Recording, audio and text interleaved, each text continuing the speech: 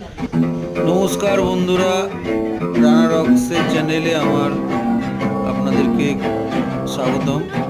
আজকে হঠাৎ ইচ্ছে হলো ডিম কষা বানাতে চলে এলাম। জানি না অতটা বানাতে, ফেসবুক হোয়াটসঅ্যাপ ওসব দেখেও করিনি, যতটা আশেপাশে দেখে শিখেছি ওইটুকু দিয়ে করলাম।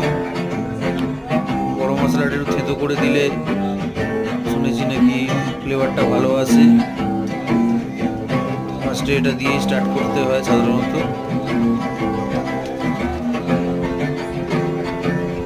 ডিমটাও যদি আপনারা চান ভেজে নিতে পারেন, আমি শুধু আলুটা ভেজেছি, ডিমটা নর্মাল আছে।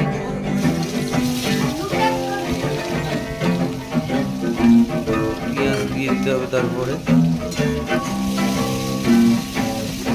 পেঁয়াজটা মোটামুটি ব্রাউন হওয়ার মতো পজিশনে যতক্ষণ না আসবে ততক্ষণ টমেটো দেওয়া যায় না। আমি কোনো কুকিং চ্যানেল খুলিনি, করেছি যে টমেটো দিয়ে দিলাম, দেওয়ার পরে একটু নাড়াতে হবে। তারপরে সব রকম লঙ্কার গুঁড়ো, তারপরে নুন, হলুদ, যা যা মশলাপাতি আছে এগুলো অ্যাড করতে হয়।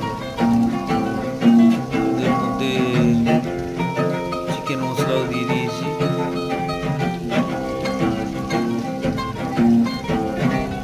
মোটামুটি কাজটা তো ভালোই লাগলো, জানি না, আপনারা ট্রাই করে দেখতে পারেন। ভালো, খারাপ না। নুন দিতে ভুলে গিয়েছিলাম, নুনটাও দিয়ে দিলাম। নুনটা হচ্ছে ফার্স্ট অফ অল দেবেন, ওটা হচ্ছে আগে দরকার। খুব সুন্দর রেসিপি, খুব সহজে, কিন্তু এটা মুখের কথা, রান্না করতে বহু কষ্টই হয়, খুব একটা আরামের জিনিস না। এখানে পেস্ট হচ্ছে লঙ্কা, আদা, রসুন, তারপরে দিলাম কিছু, আরও কিছু হয়তো আছে, দিয়ে করেছি। এই যে কমপ্লিট, এটা শুকিয়ে গেলে কারির আকারে চলে এলে কষা নামিয়ে নিয়ে ব্যাপক ট্রাই করে দেখতে পারেন। ধন্যবাদ।